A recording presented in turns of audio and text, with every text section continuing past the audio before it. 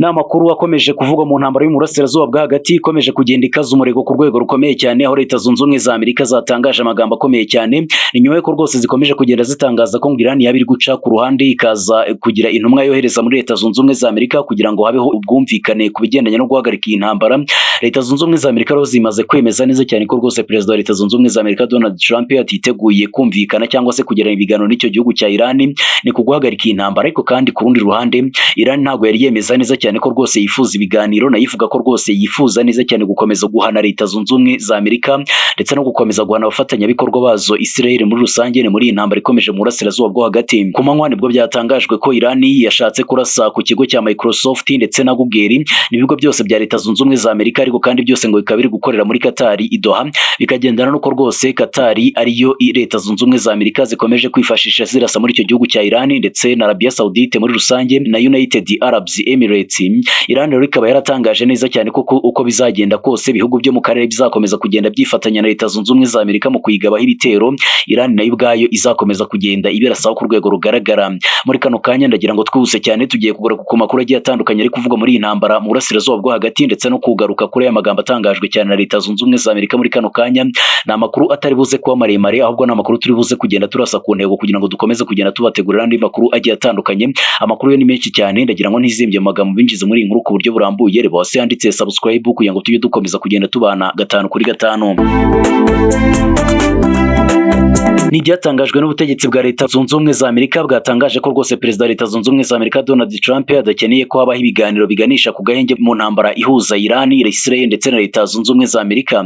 Umuyobozi wo muri White House yabwiye ikinyamakuru cyitwa Reuters ko Trump yateye utwatsi igitekerezo cy'ibihugu bimwe byo mu burasirazuba bwo hagati byumvaga ko habaho ibiganiro biganisha ku gahenge. Amerika ivuga ko rwose Iran yanze agahenge mbere hose kugeza igihe Amerika na Israel biyigabyeho ibitero. Uwatanze amakuru yavuze ko Trump ashishikajwe no kurwana intambara ngo ace intege ubushobozi bwa gisirikare bw'iki gihugu cya Iran. Undi mukozi wa White House yagize ati ntabwo rwose ibyo bimushishikaje nonaha, ndetse turakomeza gahunda y'intambara, wenda hari umunsi bizaba ariko ntabwo ari ubu ngubu. Perezida Trump yavuze ko abashobora kuba abayobozi bashya ba Iran batangaje ko bashaka ibiganiro kandi bizaba.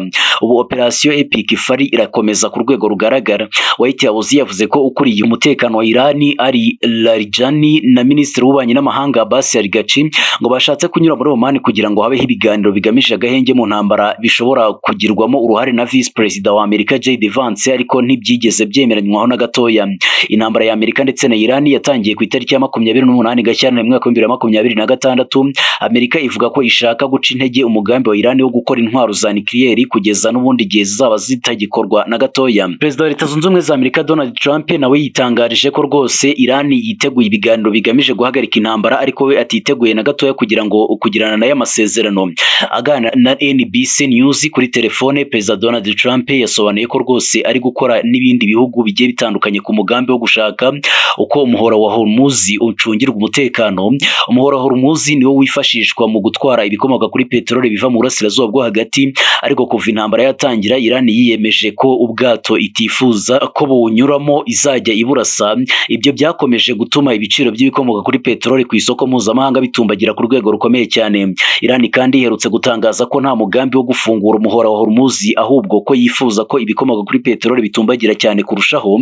Perezida Trump yavuze ko yatunguwe cyane nuko Iran yahisemo gutera ibindi bihugu byo mu burasirazuba bwo hagati nko gusubiza ku bitero Amerika yari yigabyeho, kandi ko rwose ibitero byagabwe ku kirwa cya Karge byarimbuye ku rwego rukomeye cyane. Ati dushobora kongera kuyirasa izindi nshuro nke twishimisha. Ikirwa cya Karge niho hari icyambu kinini cyane cyoherezwamo peteroli gifatwa nk'inkingi ikomeye cyane y'ubukungu bwa Iran, ariko kandi twarakirashe ku rwego rukomeye cyane. Perezida wa Amerika Donald Trump yavuze ko ibikorwa bya gisirikare byo ku kirwa cya Karge byagisenye burundu, ariko ko bahisemo kutibasira ibikorwa byacyo bya peteroli.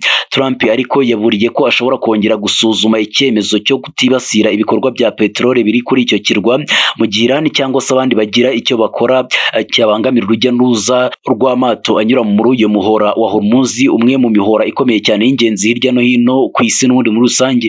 yasobanuye ko atiteguye kugirana ibiganiro na Iran bigamije kurangiza intambara muri icyo gihugu, nubwo abavuga ko yiteguye ibiganiro. Ati Iran ishaka ibiganiro ariko njyewe ntabwo rwose mbishaka kubera ko ibyo basaba ntabwo ari byiza. Yirinze kuvuga ibikwiriye kugenderwaho mu guhagarika intambara ndetse n'ibisabwa n'impande zombi. Amakuru agaragaza ko abasirikare 13 ba Leta Zunze Ubumwe za Amerika bamaze kugwa muri iyi ntambara, mu gihe Iran yabuze abantu benshi cyane barimo n'abari abayobozi bakuru muri icyo gihugu. Perezida Donald Trump kandi avuga ko amaze kwangiza misile na drone bya Iran ku rwego rukomeye cyane, ni mu gihe kandi Iran nayo imaze kwangiza ku rwego rukomeye cyane ibikorwa remezo bya Leta Zunze Ubumwe za Amerika, ni cyane cyane ibyo yifashisha mu itumanaho ndetse no gukomeza kurinda ibirere by'ibyo bihugu bikomeza kugenda bikorerwamo ibigo bigiye bitandukanye bya Leta Zunze Ubumwe za Amerika. Amakuru aremeza neza cyane ko rwose Leta Zunze Ubumwe za Amerika ndetse na Iran bizakomeza intambara ku rwego rugaragara, nubwo Leta Zunze Ubumwe za Amerika zitangaza ko rwose uko byagenda kose Iran nikomeza kugenda ishyira imbere imbaraga z'intambara, Amerika nayo itazigera icogora na gatoya. Perezida Trump avuga ko yifuza ko rwose Leta Zunze Ubumwe za Amerika zibona Iran iri kumanika amaboko, ubundi zigashyiraho abayobozi zishaka muri icyo gihugu cya Iran, cyane cyane ko rwose ngo nka bamwe bo Leta Zunze Ubumwe za Amerika zifuza kugira abayobozi ba Iran, ngo aribo bari gusaba Leta Zunze Ubumwe za Amerika ko ibiganiro byakomeza mu mwuka mwiza ndetse no mu mahoro muri rusange. Aya magambo arumvikanisha neza cyane uburyo ki Leta Zunze Ubumwe za Amerika zititeguye na gatoya kurambika intwaro hasi imbere y'icyo gihugu cya Iran, cyangwa se zititeguye kugira ngo ibiganiro byo guhagarika intambara bikomeze. Ni cyane cyane ko rwose Trump yifuje ko, cyangwa se yanatangaje inshuro nyinshi cyane ko rwose yifuza ko ngo icyo gihugu cya Iran cyayoborwa mu bushake bwa Leta Zunze Ubumwe za Amerika, akanavuga ko rwose uko byagenda kose bizakorwa kandi neza cyane.